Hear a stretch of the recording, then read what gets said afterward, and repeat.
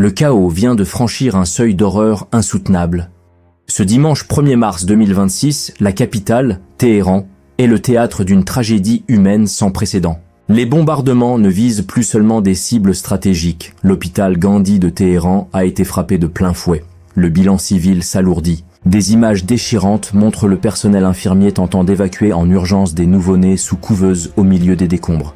Déjà 57 morts signalés, tandis que les bureaux du Croissant Rouge et la télévision nationale ont été lourdement touchés. L'horreur est partout. Au-delà du drame, une manœuvre militaire colossale se dessine. L'aviation américaine pilonne les postes frontaliers pour ouvrir une brèche stratégique entre l'Irak et l'Iran. L'objectif est de permettre l'infiltration massive de commandos pour soulever les populations et attaquer les bâtiments gouvernementaux. L'Amérique applique le scénario libyen. Décapiter l'armée, rendre le pays ingouvernable et raser chaque symbole du régime actuel, voilà la stratégie qui se déploie sous nos yeux.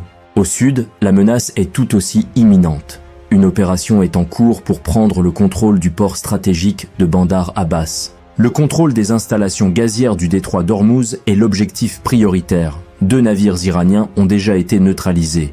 Des avions de chasse ont été détruits au sol. Nous ne sommes plus dans une guerre éclair, mais dans une invasion terrestre qui se prépare. La situation est d'une gravité absolue.